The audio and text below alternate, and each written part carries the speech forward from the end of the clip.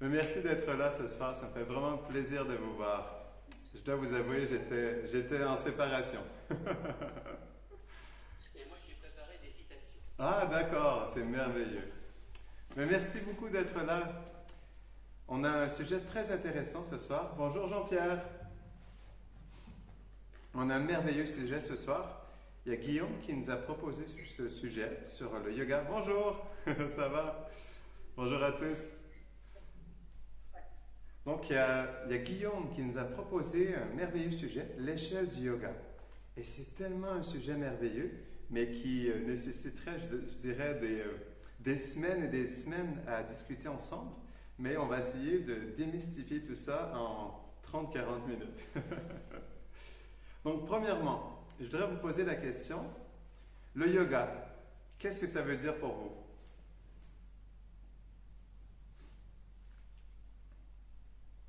Comment est-ce que vous définissez le yoga? Vous allez voir, en plus, ça va être en lien avec la dernière classe sur le karma. Alors, moi, je dirais que c'est l'union. L'union, tout à fait.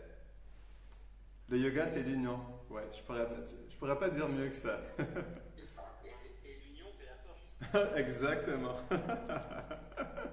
Le yoga, ça veut dire en sanskrit yog, ça veut dire connexion, union avec le divin. Donc le but du yoga, en fait, c'est de s'unir au divin, à la vérité absolue. C'est pourquoi le yoga, c'est notre vie, le yoga. On doit vivre dans le yoga à chaque instant. Donc le yoga réellement, c'est relier notre conscience à la vérité absolue. Et je vais vous partager un verset de la Bhagavad Gita que j'ai déjà partagé tout à l'heure sur le groupe WhatsApp.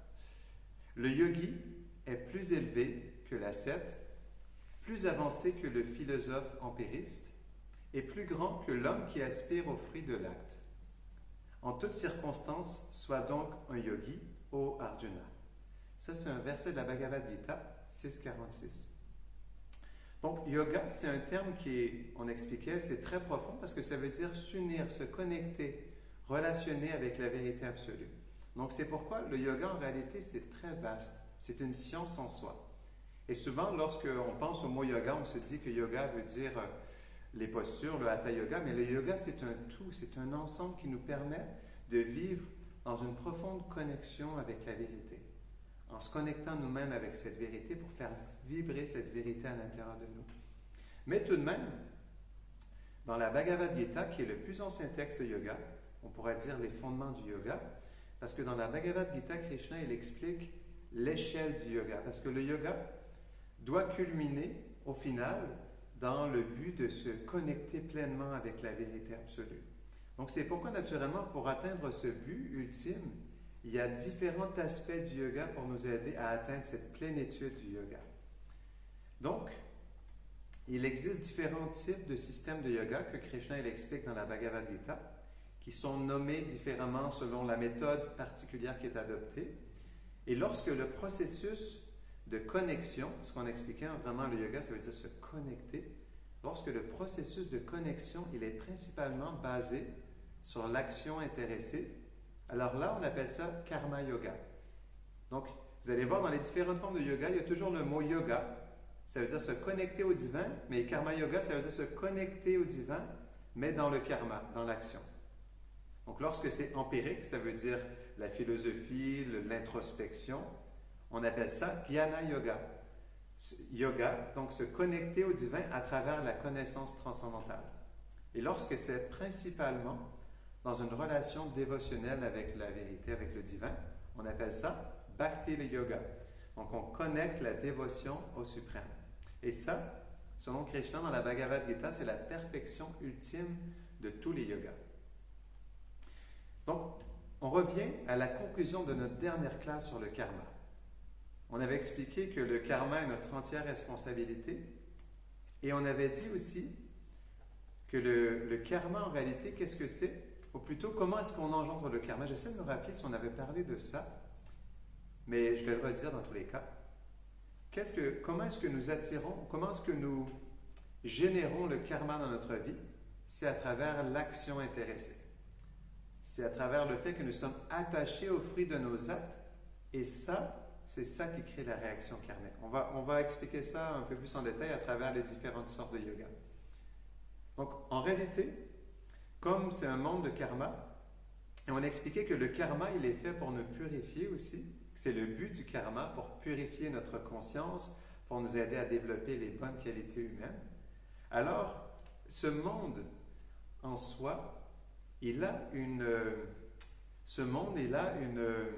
comment je pourrais expliquer ça? Ce monde, il a un but en soi. Il est destiné à la purification graduelle de notre conscience qui est conditionnée par la matière. Donc, c'est ça le but du karma. C'est fait pour nous purifier graduellement pour que notre conscience s'éveille à la pleine réalité. Et ça se fait réellement à travers le processus du yoga. Parce que par ce processus, on peut raviver notre conscience spirituelle que nous avons oubliée malheureusement. Et l'échelle du yoga, c'est le système pour faciliter ça, l'éveil de notre conscience. Donc, dans la Bhagavad Gita, Krishna il parle du tout début, on pourrait dire, parce que échelle veut dire qu'il y a différentes étapes pour atteindre la cime, la perfection ultime du yoga. Et la toute première étape s'appelle Karma Kanda. Donc, Karma Kanda, c'est le chemin du karma. Donc, le karma veut aussi dire action. Mais dans ce sens, Karma Kanda, c'est l'action intéressée. Donc, c'est un yoga. On ne pourrait même pas appeler ça un yoga parce qu'il est sans connexion avec l'objectif. Donc, c'est le chemin du karma. On essaie d'accomplir des gestes pieux, des activités pieuses pour recevoir du bon karma, de la piété dans notre vie, pour avoir des bons résultats karmiques. Mais c'est sans aucun objectif spirituel. Donc, ce n'est pas encore dans le yoga. Mais dans 90% des Védas, qui sont les plus anciens textes au monde, ces 4 immenses volumes qui sont un corps de connaissances qui est vraiment immense, qui parle de toute la sagesse ancestrale de l'Inde. Et dans ces Védas, dans ces textes-là, 90% sont en lien avec le karma kanda. Ça veut dire qu'ils n'ont pas d'objectif spirituel. Parce que la plupart des êtres dans ce monde n'ont pas d'objectif spirituel. C'est pourquoi les textes sacrés de l'Inde s'adaptent à la conscience des gens aussi. Parce que la plupart des gens en général dans la société dans laquelle nous vivons n'ont pas vraiment d'objectif spirituel. Ils cherchent plutôt des aspirations matérielles, à réaliser leur désir le plus cher. Ce n'est pas vraiment dans le yoga. Donc le karma kanda, c'est la première étape dans l'élévation de la conscience. C'est le fait d'accomplir des gestes qui sont pieux, de suivre certaines règles pour nous amener une piété dans notre vie, pour qu'on puisse avoir un bon retour karmique. Donc, c'est le fait d'encourager une vie qui est réglementée par les textes, ce qu'on appelle les textes védiques. Et le fait de suivre ces règles qui sont décrites dans les Védas, elles amènent une personne à la vertu. Ça veut dire que dans la vertu, la personne, elle est dans une énergie qui est plus propice à l'éveil spirituel.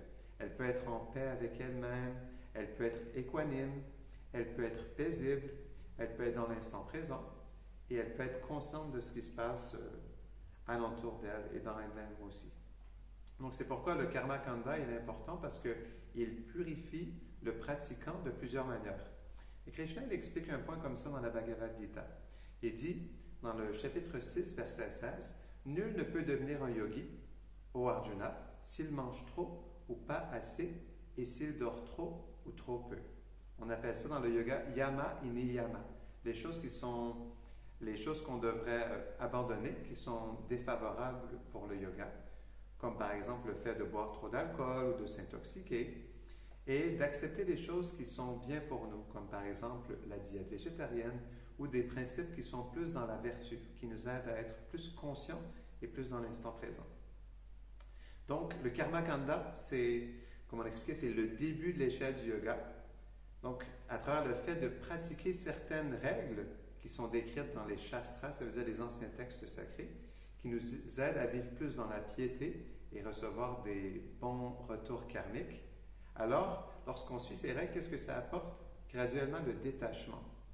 Parce que le détachement favorise la connaissance. Donc, c'est quoi le détachement? Ça veut dire que plus on est dans la vertu et plus on devient détaché de certaines choses qui sont défavorables à l'éveil de notre conscience.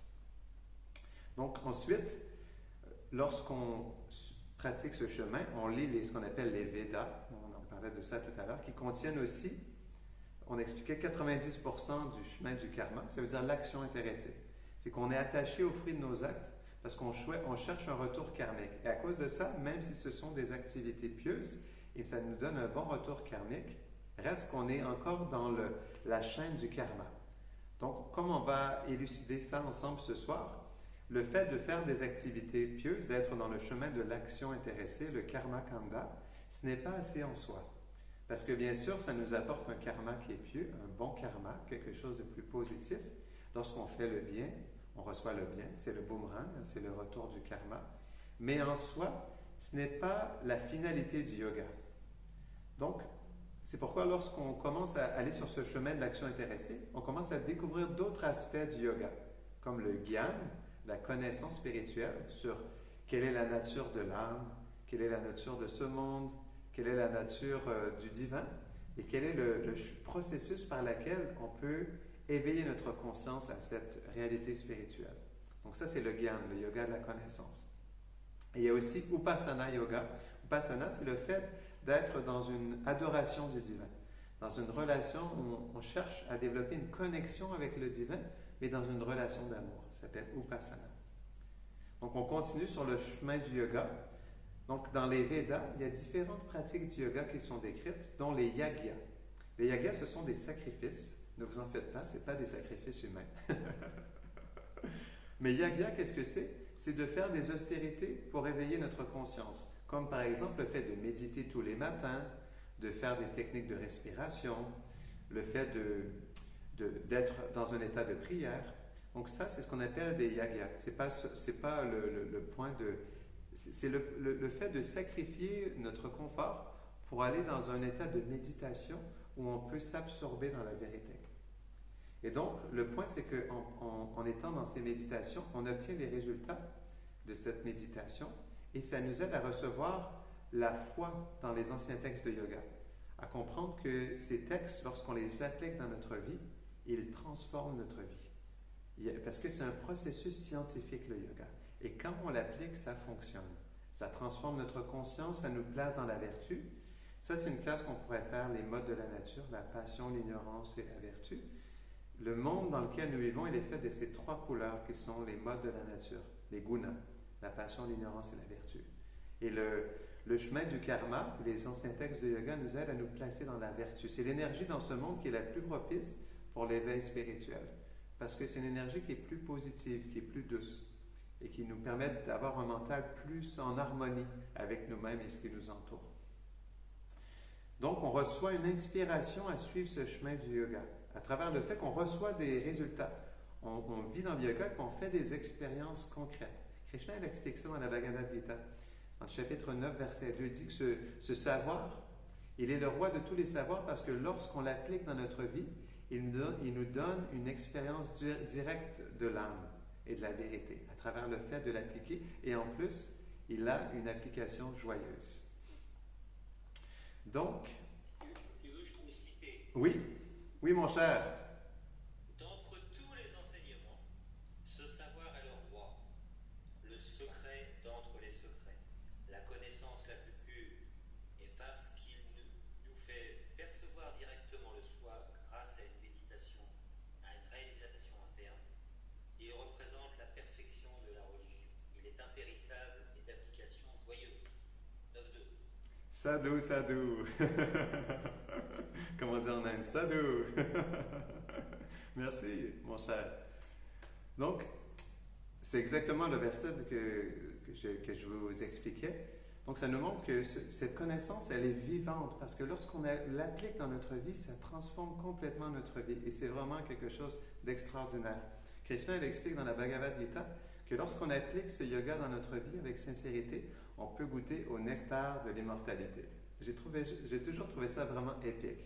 On peut goûter au nectar de l'immortalité. C'est quelque chose de vraiment merveilleux. Donc, sur le chemin du karma, ensuite, par le fait de vouloir acquérir cette connaissance spirituelle, on s'associe avec les brahmanas. Donc, les brahmanas, c'est quoi? C'est ceux qui sont engagés dans la culture de la connaissance spirituelle et qui méditent sur cette connaissance pour pouvoir découvrir qui ils sont réellement. C'est une autre classe qu'on pourrait faire. Qui suis-je réellement? On pourrait parler pendant des heures de ça aussi, parce que Krishna, dans la Bhagavad Gita, il dit que la connaissance de l'âme, elle est merveilleuse, la réalisation de l'âme, elle est merveilleuse, et la connexion avec l'âme, elle est merveilleuse. Donc, il y a plein de belles choses à dire sur qui nous sommes réellement. Donc, on continue sur le chemin du yoga. Et si vous avez des questions, des réflexions, n'hésitez pas pendant la classe aujourd'hui. Donc, après avoir cheminé sur le chemin du yoga et avoir reçu l'inspiration pour l'éveil spirituel, cela va nous conduire naturellement à examiner les sections du Gyan. On expliquait ça, la connaissance et l'adoration. Parce que, inévitablement, l'aspiration matérielle, elle mène à la frustration. Donc, on expliquait le chemin du karma, c'est l'action intéressée. On cherche à accomplir des actes pieux pour avoir des bons résultats dans notre vie. À un moment donné, on devient frustré de ça parce qu'on est fait pour beaucoup plus.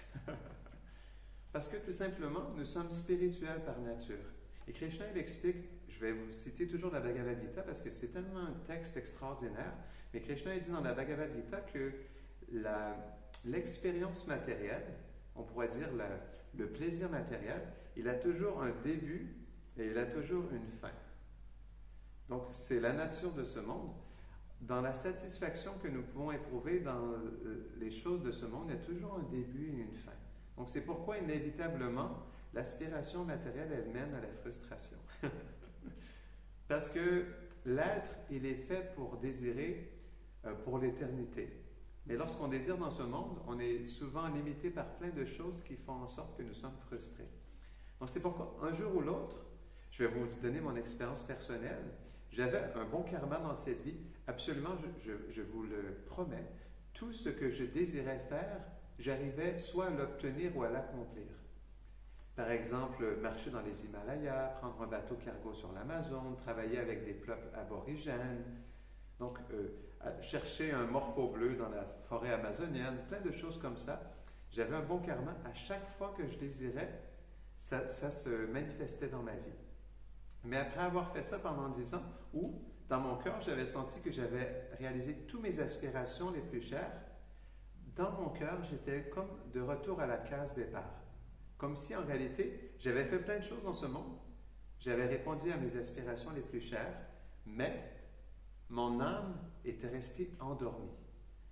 J'étais comme au retour à la case départ. J'avais fait plein de choses, mais mon âme, elle était restée au même endroit. Et je sentais dans tout ça que même si j'avais tellement bougé, mon âme, elle, n'avait pas bougé. Et je réalisais à quel point la réelle action ou le réel progrès, il est l'éveil de l'âme et de sa connexion avec sa vérité. Parce que dans ça, on se connecte avec quelque chose qui est incommensurable. L'âme, elle est faite pour relationner avec l'infini. Elle est faite pour vivre dans l'éternité, dans un monde d'amour et de douceur extraordinaire. Ça, c'est d'autres classes qu'on pourrait faire dans le futur aussi. C'est juste pour regarder un petit punch. Mais donc, on commence dans le yoga. Une fois qu'on est frustré par le fait d'être dans l'action intéressée, parce que j'expliquais, le karma, c'est simple, la réaction karmique de tous nos retours, de tout ce qui se passe dans notre vie, le bon, le mauvais ou le très laid, tout ce qui nous arrive dans notre vie, est le retour karmique de nos activités passées. Et ce retour karmique, il vient à nous uniquement parce que nous sommes dans l'action intéressée, nous sommes attachés aux fruits de nos activités. Et comment on peut se détacher de cette réaction karmique? C'est dans le yoga. Et ça commence dans le karma yoga. Donc, la pratique du karma kanda, le chemin de l'action intéressée, elle conduit à cette étape suivante du karma yoga. C'est le yoga, mais dans le fait d'engager ses actions en connexion avec le divin. Donc là, on est frustré de vivre seulement pour nos aspirations matérielles. Quand je vous donnais mon expérience personnelle, j'étais frustré parce que je réalisais que j'étais fait pour beaucoup plus que ça, parce que j'avais des expériences spirituelles dans ma vie qui m'ont poussé à travers mes expériences de vie à réaliser au plus profond de moi-même que j'étais fait pour vivre quelque chose de tellement plus grand. Ce qu'on appelle de vivre dans le yoga. Donc, à un moment donné, on souhaite progresser spirituellement, mais nous sommes encore trop attachés à nos activités pour arrêter complètement de travailler pour notre bénéfice personnel. Alors, c'est à ce moment-là que nous commençons le karma yoga, mais à l'étape de Sakama. Là, il y a des petits mots sanscrits, mais juste pour nous familiariser avec cette échelle du yoga. Donc, on commence le Karma Yoga, mais dans la disposition de Sakama. Sakama, c'est quoi? C'est avec un désir. Donc, on accomplit le yoga, on accomplit des activités en connexion avec le divin, mais c'est par encore intérêt personnel, avec un désir de faire les choses d'une certaine manière. Ensuite, premièrement, est-ce qu'il y a des questions ou est-ce que ça va? Tout baigne dans l'huile? D'accord. Donc, la troisième étape, on continue sur l'échelle du yoga. Sakama Karma Yoga. Donc, qu'est-ce que c'est? On a un objectif spirituel, ça veut dire on souhaite se connecter au divin, à la source, mais avec nos désirs matériels, avec nos aspirations personnelles. Donc, on travaille dans le monde, mais nous sommes encore attachés à certains des fruits de nos actions. Et donc, pourquoi je vous parle de tout ça? C'est parce que comprendre le principe de l'action, c'est ce qui va absolument tout changer dans notre vie.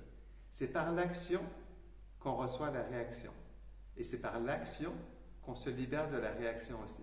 Krishna, dans la Bhagavad Gita, chapitre 3, il dit que dans l'action, il y a l'inaction, et dans l'inaction, il y a l'action quand nous accomplissons les choses dans le yoga. Ça, c'est le secret de l'action. Donc, dans le but de purifier notre existence, pourquoi on a besoin de purifier notre existence? C'est parce que notre conscience, elle est trop absorbée par les lois de ce monde, le karma, le conditionnement qui nous recouvre. Et à cause de ça, on a besoin de purifier ces couches qui nous recouvrent, qui pèsent sur notre conscience et qui ne permettent pas de nous connecter pleinement à notre vérité, qui est d'être une âme spirituelle, dans une réalité aussi qui est plus spirituelle. Donc, dans le but de purifier notre existence, c'est ça le Sakama Karma Yoga, on renonce à certains des fruits de nos actions. Donc, la pratique de ce Sakama Karma Yoga, il conduit à l'étape où nous sommes complètement détachés des fruits de nos actions. Donc, ça, c'est le Nishkama Karma Yoga. Donc, on pourra en parler beaucoup plus parce que c'est très vaste comme sujet, mais je vais vous donner un exemple comment avoir un objectif spirituel avec des désirs matériels pour que ça soit compréhensible et pratique pour nous tous. Donc, par exemple, j'ai un désir de voyager ou de faire de l'argent. J'ai un projet en particulier que je souhaite accomplir. Mais comment on peut faire ça avec un objectif spirituel? C'est qu'on souhaite faire un projet, mais on souhaite le connecter au divin. Et ça, c'est tout simplement un état de conscience, c'est une disposition intérieure. Parce que l'âme, dans sa vérité, elle est faite pour être connectée avec le divin. Parce que c'est ça le yoga. Le yoga, il est là parce que l'âme, c'est dans sa nature, c'est dans sa disposition naturelle d'être connectée au divin, dans une relation d'amour, ce qu'on appelle le Bhakti Yoga, la perfection du yoga. Donc, pourquoi avoir des objectifs spirituels avec des désirs matériels? C'est qu'on doit purifier nos désirs. Parce que nos désirs, ils sont tout simplement juste centrés vers nous-mêmes. C'est ce qui fait qu'il y a tous les problèmes dans ce monde. Tous les conflits dans ce monde viennent du fait qu'on est trop centré sur nous-mêmes. Si vous prenez par exemple quelqu'un qui veut aller à la guerre, c'est tout simplement comme un enfant qui joue avec ses jouets dans son bain, non? Avec un petit camion et une fusée, etc. Donc on est trop centré sur nous-mêmes et c'est ce qui crée tous les problèmes parce que dans ce monde, chacun est trop centré sur soi. Et il y a une désharmonie qui est là. On n'est plus dans le yoga, on n'est plus dans la connexion. Parce que Monsieur A veut être le centre, Madame B veut être le centre aussi, D, E, F, G, H, tout le monde veut être le centre. Et à cause de ça, on ne se place pas comme des étoiles qui tournent alentour du soleil. On est en désharmonie avec ce qui se passe dans la vie. Et la source, elle est présente, elle est la source de tout. Elle manifeste tout, elle est en contrôle de tout. Nous sommes tout simplement des observateurs de ce qui se passe. Nous sommes faits pour être en connexion avec cette source, avec cet aspect cette providence ou le divin, peu importe comment vous voulez le concevoir, mais qui est en contrôle de tout. Et à cause de ça, on est déconnecté. Et c'est ce qui fait que tout le monde est en conflit. Parce que tout le monde, en réalité, on est en désharmonie parce on veut prendre la place du centre, au lieu d'être un serviteur du centre. Et c'est ça le yoga, c'est que quand on est en harmonie en comprenant notre nature, qu'on est fait pour être connecté au divin dans une attitude de service. Dans une relation, on cherche à servir, à donner, à partager. et à ne plus prendre pour soi, mais plutôt à ramener à la source ce qu'elle nous donne déjà à chaque instant. Parce que par exemple, si on prend ce corps ne nous appartient pas. On le reçoit à la naissance, mais on le quitte à la mort.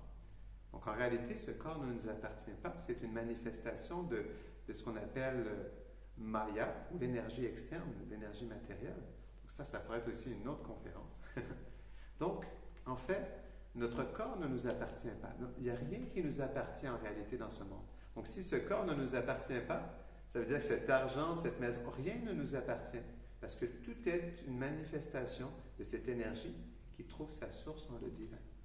Donc c'est pourquoi en réalité, on a tout intérêt à être dans le yoga.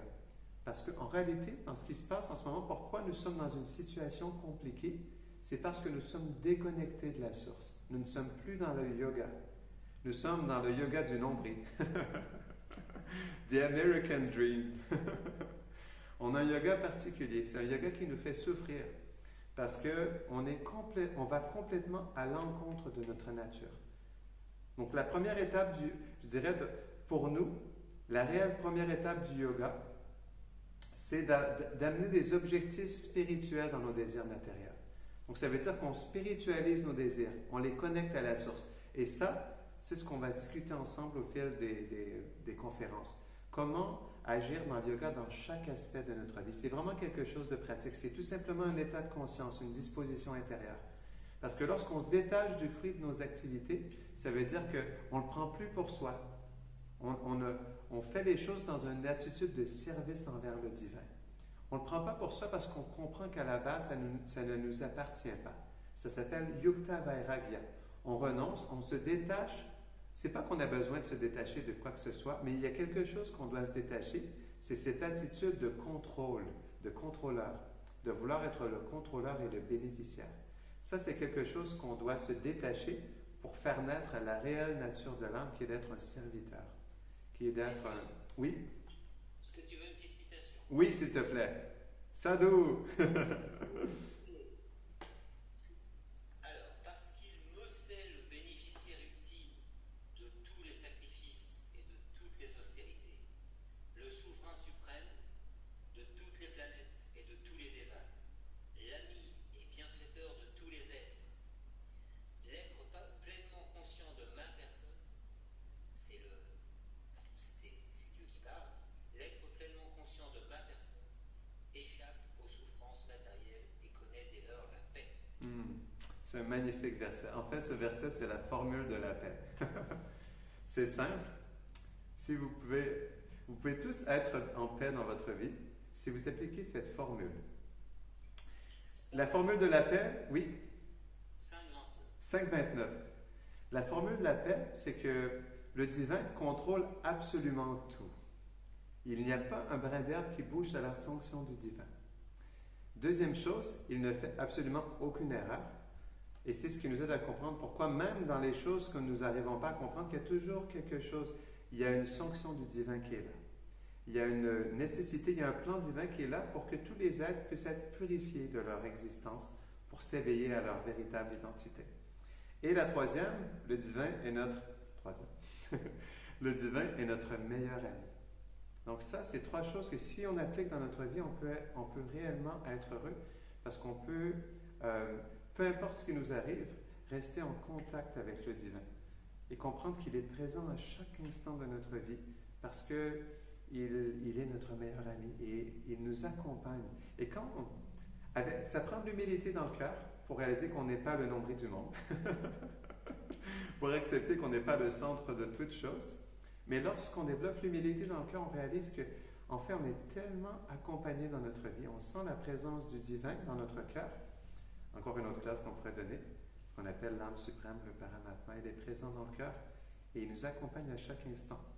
Et il est là sous la forme de l'intuition, le guide intérieur, et même à travers les leçons qu'il nous donne à travers le karma, ou une personne qui nous parle, ou une pensée qui vient à notre esprit, qui nous aide à réaliser ce qui se passe réellement dans notre vie. Donc c'est pourquoi le yoga, c'est plus qu'une science, c'est un style de vie. C'est plus qu'un style de vie, c'est une vie en fait, le yoga. C'est notre manière d'exister. Ça veut dire vivre en harmonie avec le divin, la vie et tout ce qui nous entoure, en comprenant notre véritable nature.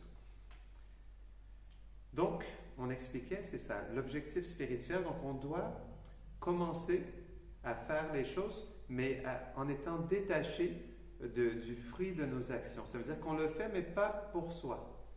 On accomplit ce qui nous est cher, nos aspirations les plus chères, mais on le fait dans un désir de l'offrir au divin, en comprenant qu'il est la source de toute chose, qu'il m'a donné ce corps, qu'il donne cette pomme, qu'il donne l'air dans lequel je respire, qui me permet de relationner avec les autres, parce que c'est lui qui est l'expérience de tout. Comme tout émane de la source, on ne peut pas vivre en déconnexion de la source. On ne peut pas vivre indépendamment de la source parce que c'est ce qui fait qu'on vit, on pourrait dire qu'on est un peu perdu, confus, et qu'on est dans une situation de souffrance parce qu'on est complètement déconnecté de notre véritable nature. On va à l'encontre de notre nature et on va à l'encontre de la nature de ce monde aussi.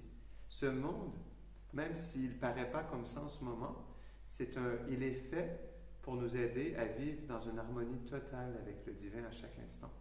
Et si on le voudrait, on pourrait complètement changer ce monde et il pourrait devenir un monde spirituel extraordinaire en réalité. Tout simplement par le yoga. Une petite illustration. Oui. 3 versets. À la suite. Allez, salut, on continue. Celui qui, par la pratique du yoga, parvient à soustraire son mental de toute activité matérielle, connaît le niveau de perfection qu'on appelle samadhi, extase méditative. Cet état se caractérise par la faculté de percevoir l'être suprême, avec un mental pur, et de trouver la joie en lui. Ainsi, à travers ses sens purifiés, il se trouve constamment immergé dans un bonheur transcendantal infini. Cette perfection atteinte, il ne s'écartera plus de la vérité, sachant que rien n'est plus précieux. Imperturbable, même au cœur des pires difficultés, il se libère définitivement des souffrances nées du contact avec la matière. C'est tellement beau. 6, fin 23. Il y a beaucoup de versets du 6e chapitre, on peut voir, chapitre très important de la Bhagavad Gita. Donc, à travers ça aussi, on peut voir que lorsqu'on se connecte au divin dans chaque activité de notre vie, en fait, c'est pas que comment je pourrais dire, le fait d'être moins égoïste et de plus se tourner vers le divin dans nos actions, en fait, c'est un état d'esprit, c'est une disposition intérieure. C'est tout simplement le fait de vouloir satisfaire le divin, d'être en relation. Par exemple, si quelqu'un vous donne tout, si quelqu'un vous fait des cadeaux à chaque instant, tous les jours, est-ce que vous n'auriez pas une inspiration de lui donner en retour aussi? Si quelqu'un s'est sacrifié pour vous et vous a donné tout ce que vous êtes en ce moment, est-ce que vous n'auriez pas une inspiration aussi à vouloir lui donner et lui offrir quelque chose? Eh bien, c'est ça le yoga. On commence à prendre conscience que le divin nous accompagne vie après vie dans ce monde et qu'il nous a tout donné, qui nous donne ce corps qui nous permet de vivre, de relationner avec les autres, d'accomplir nos désirs, parce qu'on expliquait que c'est le divin dans le cœur, l'âme suprême, qui réalise tous nos désirs. En tant que l'âme suprême, il est le témoin de tous nos désirs à l'intérieur de nous, et c'est lui qui nous accompagne et qui sanctionne nos désirs aussi, selon notre karma, ce qu'on désire et ce qu'on mérite.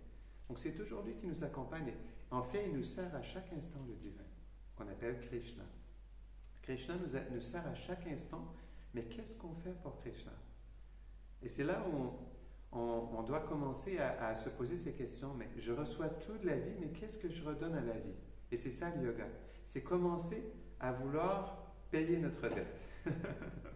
Mais c'est une dette d'amour, parce que le divin s'est sacrifié, se sacrifie à chaque instant pour nous. C'est ça la formule d'appel. Il est notre meilleur ami parce qu'il nous accompagne à chaque instant.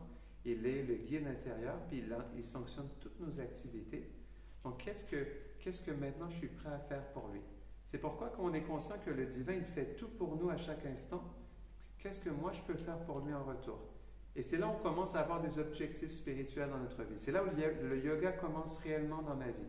Je réalise que je ne peux plus faire les choses juste pour moi-même, juste pour mon propre plaisir. Je dois commencer à entrer en relation avec le divin.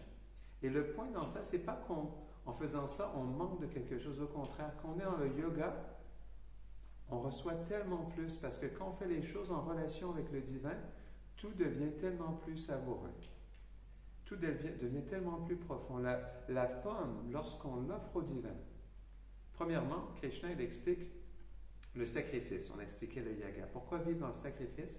C'est parce qu'on doit se protéger de ces réactions karmiques qui viennent.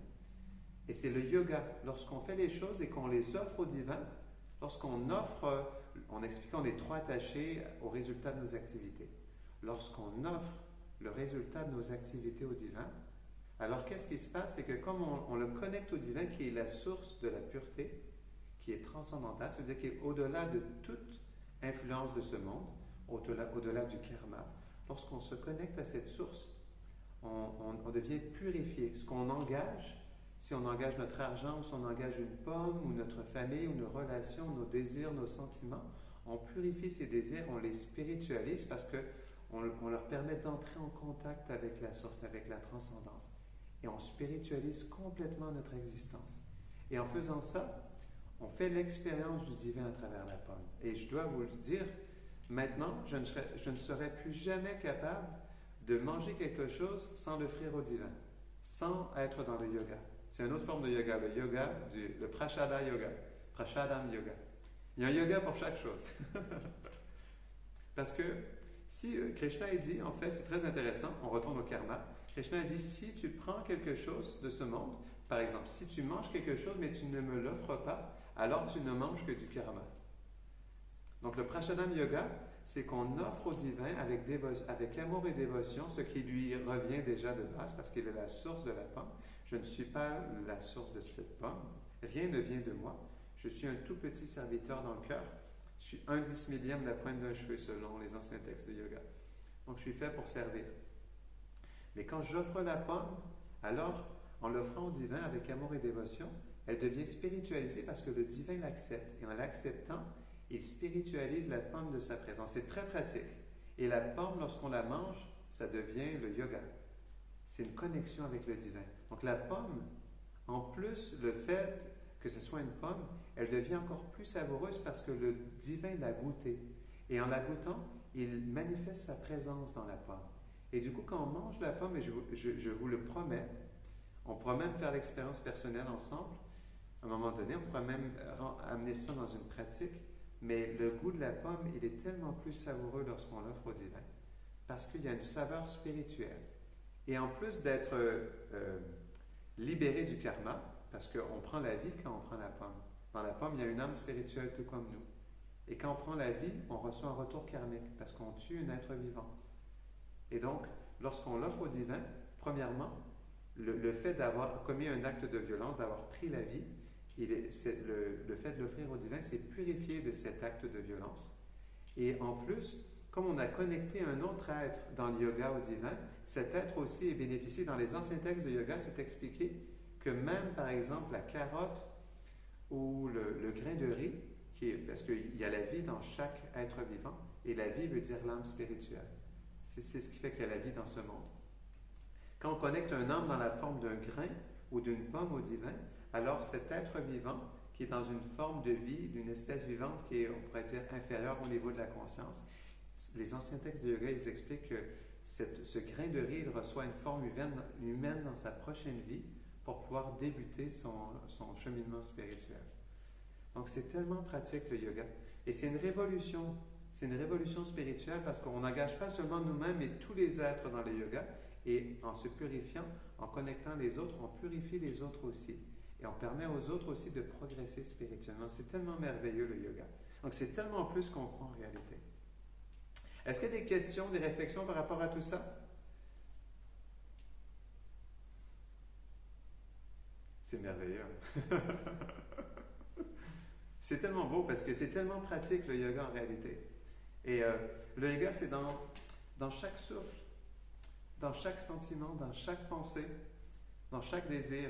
On peut être dans une connexion tellement spéciale avec le divin et on peut vivre un amour tellement spécial, une connexion qui fait vibrer le cœur, mais à un niveau spirituel qui est incommensurable. C'est expliqué que En fait, les âmes réalisées qui vivent à chaque instant dans le yoga, ils goûtent un nectar, ce qu'on appelle l'extase spirituelle. Une extase tellement profonde dans le fait d'être connecté au divin dans chaque détail de leur vie, dans chaque geste au quotidien, même dans le fait, pardonnez-moi, mais d'aller aux toilettes, de se brosser les dents, de changer les couches de son enfant. Tout ça peut être une expérience spirituelle profonde et amener une extase vraiment profonde dans le cœur, parce qu'on le vit en connexion avec notre vérité et avec le divin à chaque instant. Donc c'est ça le yoga. Et c'est vraiment pratique en réalité. N'importe quoi, vous pouvez le connecter dans le yoga, peu importe ce que c'est. Bien sûr, on pourrait se dire, est-ce qu'on peut faire ci, ça? Il y a certaines choses qui sont moins propices. On pourrait connecter l'alcool dans le yoga, mais l'alcool, comme il est dans le mode de l'ignorance, c'est quelque chose qui pèse sur la conscience, ou comme le fait de s'intoxiquer.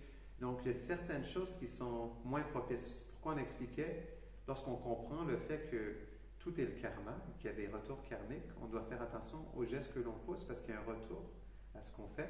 On devient plus sensible et on cherche à vivre plus dans la vertu, à faire des choses qui sont moins violentes, je dirais, ou qui sont plus douces pour nous et pour les autres.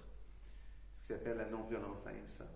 Donc, on devient de plus en plus sensible aussi par rapport aux gestes qu'on pose au quotidien. Et c'est dans ça qu'on devient une meilleure personne, parce qu'on réalise que, premièrement, tout ce qui nous arrive en ce moment, et pour ceux qui n'ont pas écouté la classe sur le karma, je vous invite à l'écouter parce que ça va vous permettre de comprendre de quoi on parle aujourd'hui. Parce que ce qu'on parle aujourd'hui est on pourrait dire, est le cheminement de ce qu'on a parlé dans la dernière classe. Et c'est ce qu'on va faire dans chaque classe. C'est pourquoi c'est important de les écouter depuis le début. Parce qu'on va cheminer ensemble, on va aller de plus en plus en profondeur dans le secret du yoga pour qu'on puisse vraiment vibrer à chaque instant dans le yoga. Donc, est-ce qu'il y a des questions, des réflexions? Ça va? Donc là, ça fait déjà 45 minutes qu'on discute. Je me demandais, est-ce qu'on continue ou pas? Et... Oui, oui. Il y en a qui se réfèrent pas, lorsqu'ils disent méditer, ils se réfèrent pas à une personne suprême. Ils méditent simplement soit sur leur cœur ou sur le vide, ou enfin, ils méditent pour calmer leurs pensées, ou se sentir mieux, etc. Alors, qu'est-ce que tu penses de ce genre de méditation? Ben, c'est une très bonne question et ça nécessiterait une autre classe. Pourquoi le divin est personnel? Pourquoi le divin est une personne? Et comment c'est une personne qui est absolument merveilleuse? Mais ce que je peux dire dans ça, c'est que le yoga est fait pour se connecter pas juste à la source, mais à l'aspect personnel de la source. Tout simple, je vais vous expliquer simplement, c'est juste une pure logique. Dans ce monde, on cherche tous l'expérience d'être une personne, d'avoir une personnalité, d'exprimer nos désirs, d'aspirer à certaines choses, d'avoir des relations avec les autres, de goûter à des choses, de faire des expériences, d'avoir des buts, des objectifs. On cherche tous ça. On cherche tous à faire des expériences personnelles, à travers le fait d'être une personne, puis de se bâtir une personnalité dans sa vie, de bâtir des relations avec notre famille, etc. Mais pourquoi on cherche ça? C'est parce que à la base, cette expérience, elle vient de la source. Et si la source, et si tout ce que nous expérimentons dans ce monde, à l'intérieur et à l'extérieur de notre propre expérience vient de la source, et que la source, elle est la source d'absolument tout, ça veut dire que la source, elle est une personne aussi.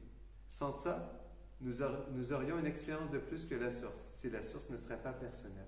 Donc, on ne peut pas enlever l'aspect personnel de la source. Sans ça, nous aurions quelque chose de plus qu'elle. Et c'est pourquoi la source est aussi une personne. Mais c'est une... Pardon?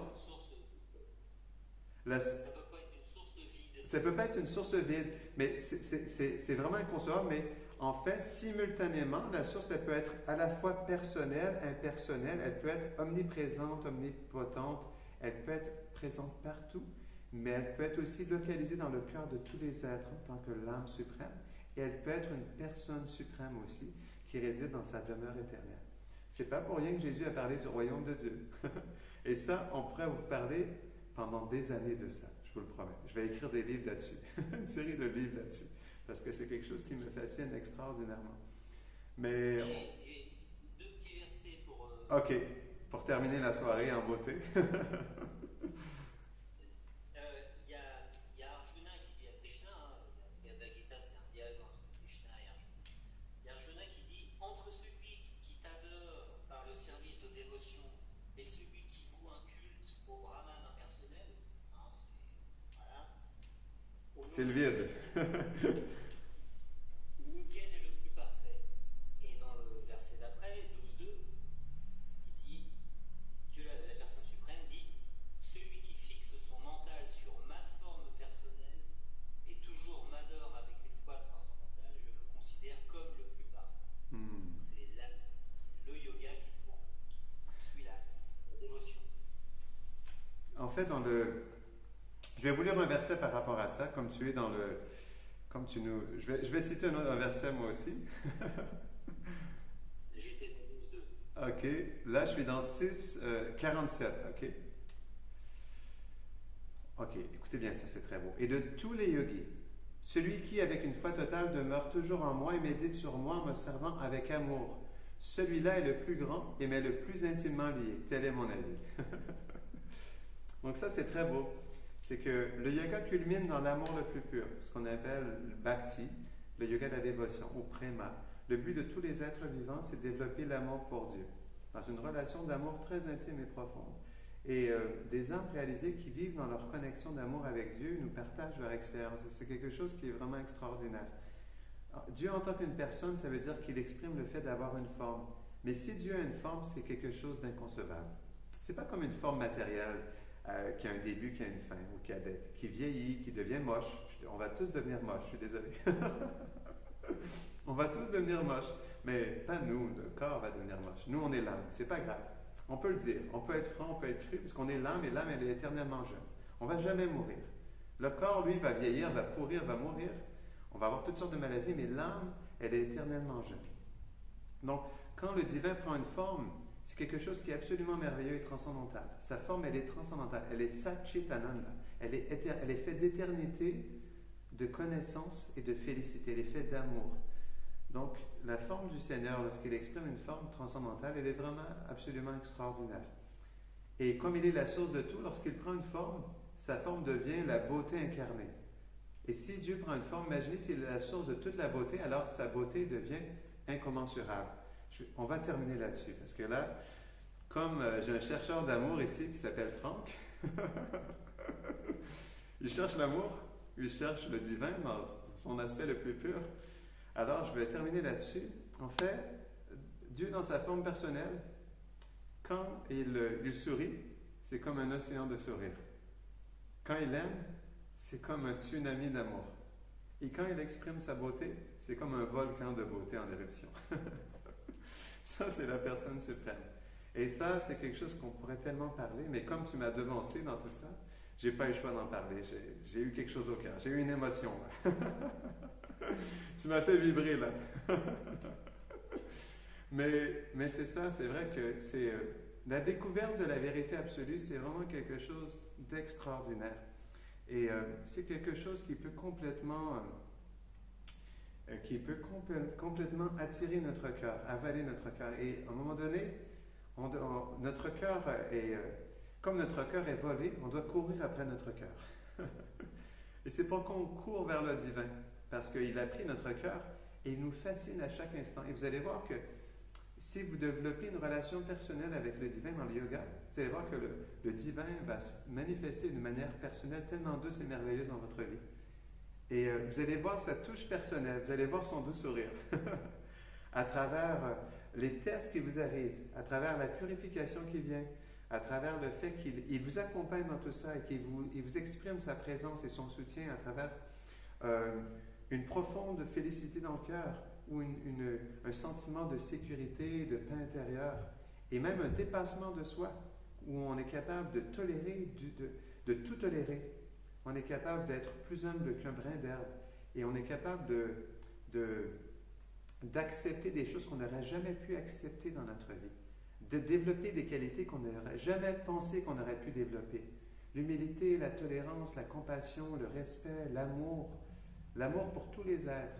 On devient comme on cherche l'amour, on reçoit l'amour et on vit dans l'amour, et on vibre dans l'amour, et ensuite on devient un soleil, et on illumine tous les autres qui nous entourent, et on devient une source d'inspiration pour les autres. Et on peut tous le vivre. On peut tous goûter à ce nectar de l'immortalité, de goûter cet amour le plus pur. Il est disponible. La seule chose qui est nécessaire, c'est notre désir, notre sincérité. Et je vous le promets que votre vie peut devenir tellement merveilleuse dans le yoga. Ça va complètement transformer votre vie. Et vous allez être tellement heureux et tellement satisfait parce que vous allez être en contact de quelque chose qui est infini et illimité. Il n'y a pas de fin.